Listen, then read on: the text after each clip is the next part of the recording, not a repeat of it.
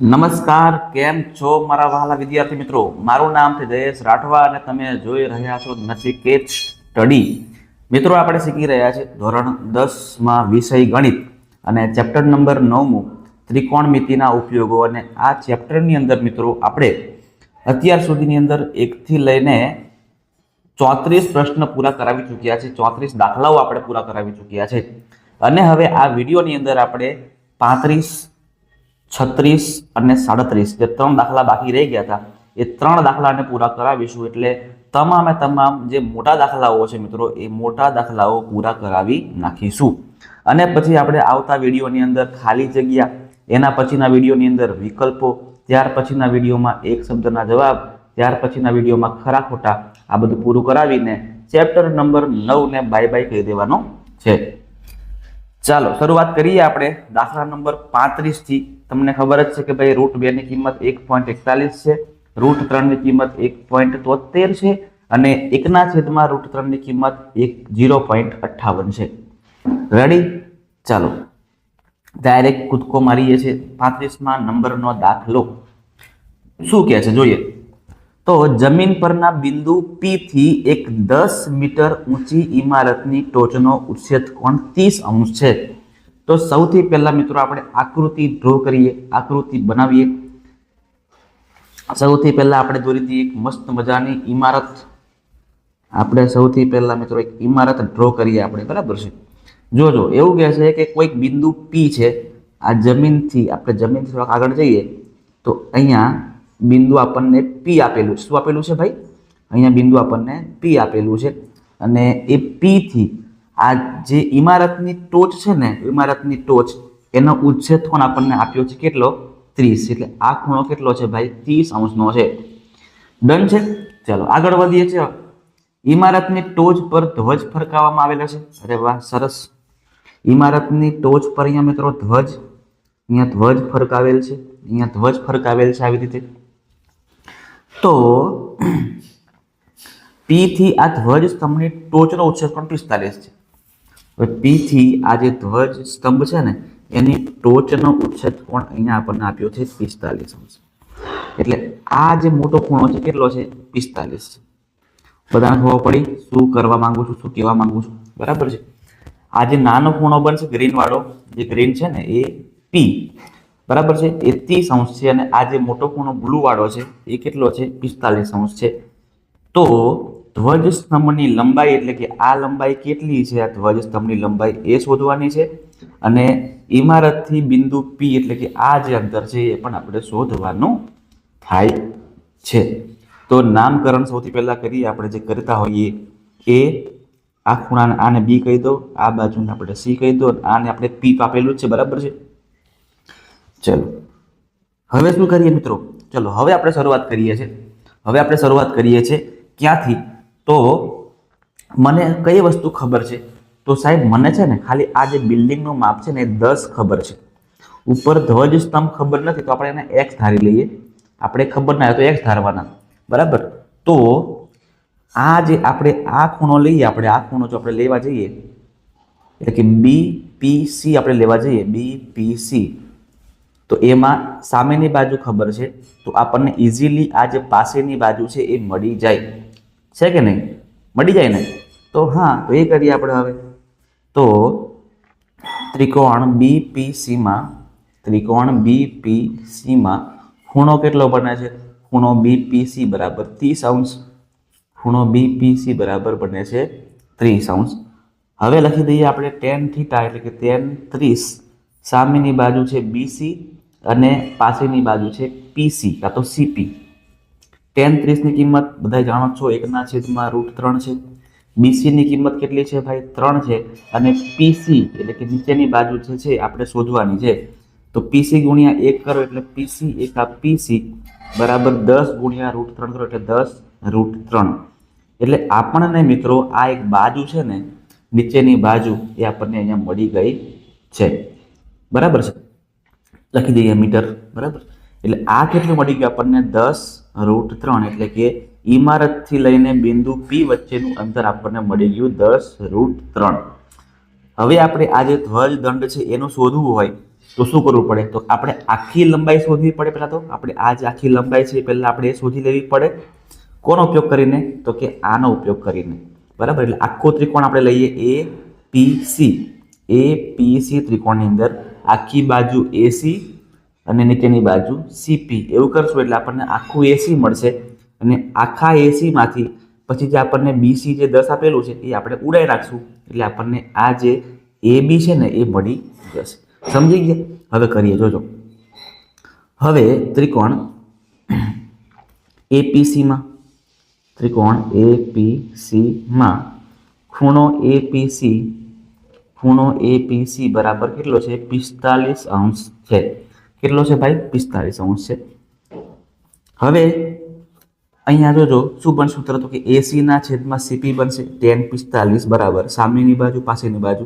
સામેની બાજુ છે આખું એટલે AC અને પાસેની બાજુ છે CP. tan 45 ની કિંમત કેટલી આવે મિત્રો? 1 જ આવે. AC માં કયા કયા બે બાજુ? તો કે AB અને BC છે. તો AC માં કરી દઈએ AB પ્લસ BC અને CP ની કિંમત છે 10√3.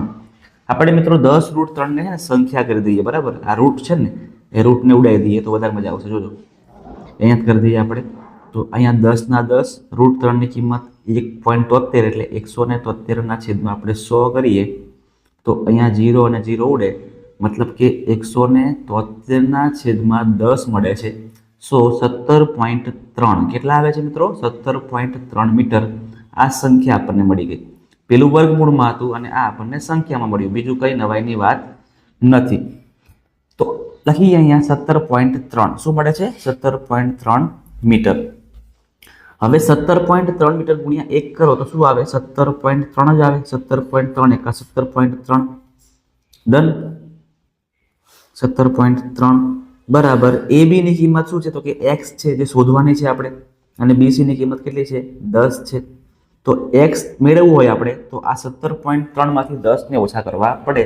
તો લખી દઈએ કે x બરાબર 17.3 અને 10 બનશે માઇનસ, તો -10. તો 17 માંથી 10 કાપો તો કેટલા વધે? 10 જ વધે. બરાબર છે. 17 માંથી 10 કાપો તો કેટલા વધશે? 7 વધશે. 7 એટલે 7.3 મીટર જે ધ્વજ સ્તંભ છે એની લંબાઈ 7.3 છે અને જે બાજુ છે ઇમારતથી લઈને P સુધીનું અંતર છે એ 17.3 અને આ જે છે એ ધ્વજદંડની લંબાઈ આપણને મળી ગઈ છે. ક્લિયર છે? ચાલો આગળ વધીએ. દાખલા નંબર 36 પર જઈએ. હવે શું કહે છે? તો નદીને કાંઠે ઉભેલી એક વ્યક્તિના નિરીક્ષણ મુજબ નદીને કાંઠે ઉભેલી એક વ્યક્તિના નિરીક્ષણ મુજબ જોવે છે કે સામા કાંઠા પર રહેલા ઝાડની ટોચનો ઉચ્છેદ કોણ 60 અંશ છે. હવે કાંટાથી 20 મીટર દૂર જવામાં આવે તો ખૂણો 30 નો થાય છે. તો ઝાડની ઊંચાઈ અને નદીની પહોળાઈ આપણે શોધવાની છે. ચાલો સમજો મિત્રો કે આવી રીતે આ નદી છે. બરાબર છે? સમજો કે આ નદી છે. નદીની એક સાઈડ પર અહીંયા આવી રીતે ઝાડ ઉગાડેલું છે. આ ઝાડ છે. હવે અહીંથી આ નદીની આ જગ્યાએથી કોઈ વ્યક્તિ ઉપર અહીંયા જોવે છે ને તો ઉચ્છેદ કોણ પહેલા કેટલો મળે છે? 60 અંશ મળે છે. કેટલો મળે છે? 60 અંશ. પણ એ વ્યક્તિ એ નદીથી હજી થોડો દૂર જાય છે. થોડો દૂર જાય છે. બરાબર છે? થોડો એટલે કેટલો દૂર જાય છે? તો કે ભાઈ 20 મીટર દૂર જાય છે. 20 મીટર દૂર જાય છે ને તો હવે ઉચ્છેદ કોણ છે એ બદલાઈને 30 અંશ થઈ જાય છે. ઉચ્છેદ કોણ બદલાઈને કેટલો થઈ જાય છે મિત્રો? 30 અંશ થઈ જાય છે. તો આની પરથી આપણે ઝાડની ઊંચાઈ અને નદીની પહોળાઈ શોધવાની છે. આપણને ખાલી માપ આ એક જ આપેલું છે ભાઈ, બીજું કશું આપેલું નથી. તો પણ આપણને ઇઝીલી મળી જશે. નામકરણ કરીએ. સૌથી પહેલા A અને B લઈ લઈએ અને C અને છેલ્લે આપણે આને D કહી દઈએ છીએ. બરાબર? ચલો શરૂઆત ક્યાંથી કરીએ મિત્રો? તો શરૂઆત આપણે કરીએ અહીંથી કે આપણને આ ખૂણો ખબર નથી તો આને આપણે x કરી દઈએ અને ઝાડની ઊંચાઈ પણ આપણને ખબર નથી તો એને આપણે h કરી દઈએ. શું કરી દઈએ આપણે? હાઈટ એટલે એને h કરીએ અને આને આપણે x ધારી લઈએ. લખી પણ દઈએ કે ધારો કે ઝાડની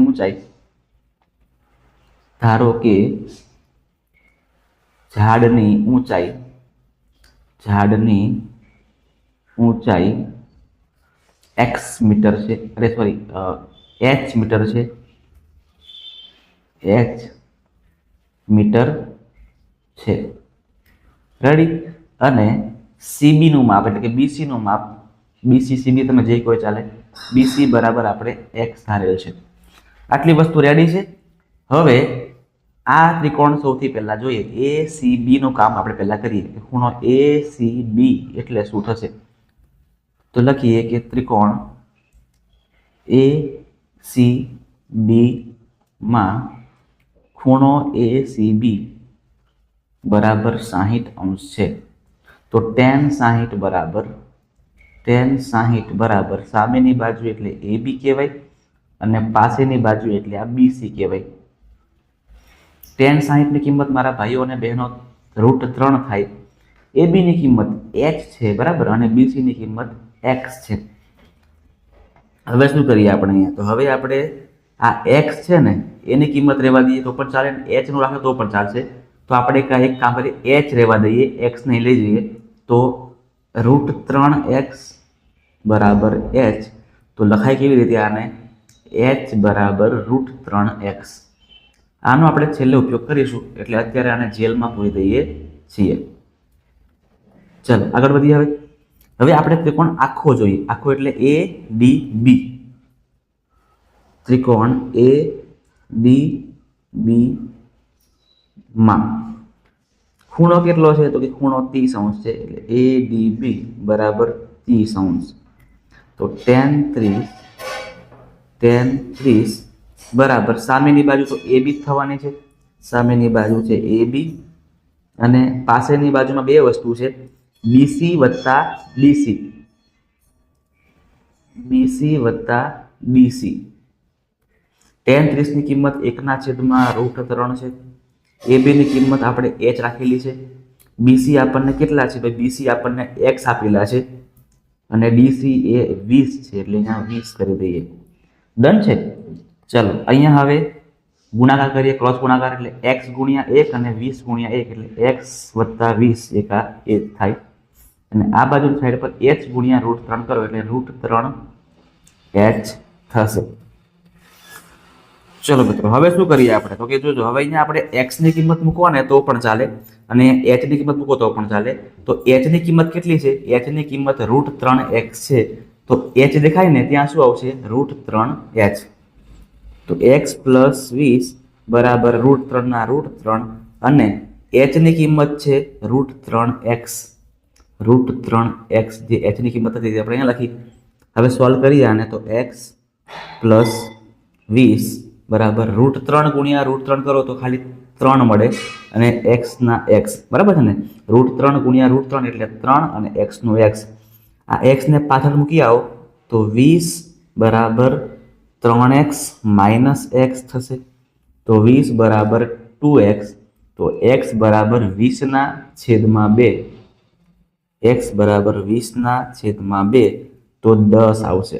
કેટલું આવશે મિત્રો? 10 આવશે. એટલે નદીની પહોળાઈ કેટલી આવશે? 10 મીટર. ક્લિયર થઈ ગયું? હવે આપણે શોધવાનું છે આ ઝાડની લંબાઈ. તો આ તો ઝાડની લંબાઈ કેટલી છે આપણી? h છે અને h બરાબર √3x છે. તો લખીએ અહીંયા ઝાડની લંબાઈ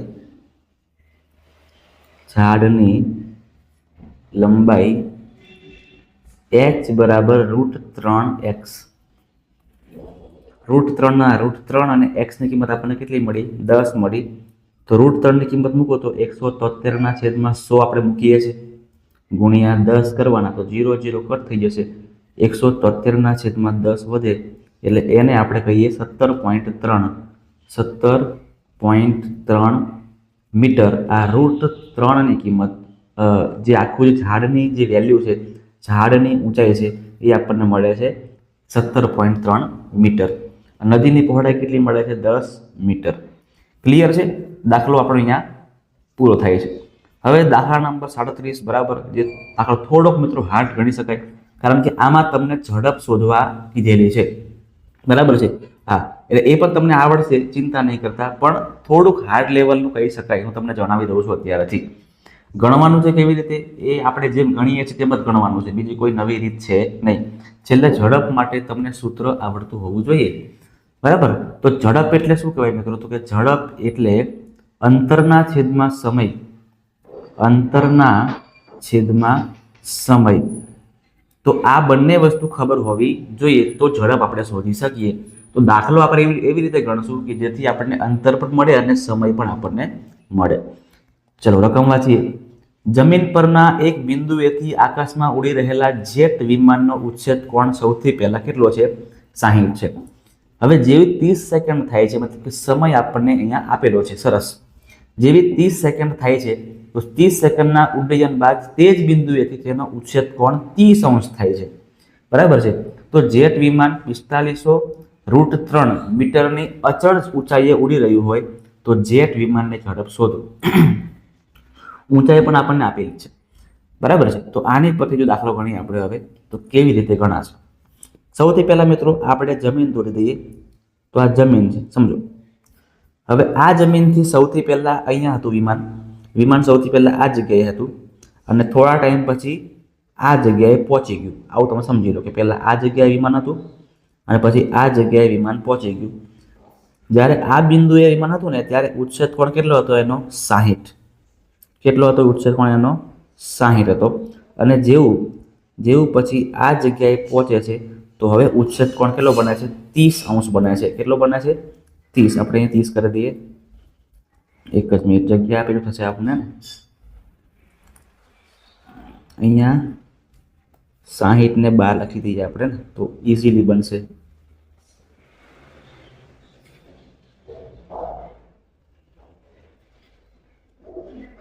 ચાલો, એટલે હવે કેટલું બને છે? હવે બને છે ભાઈ 30°.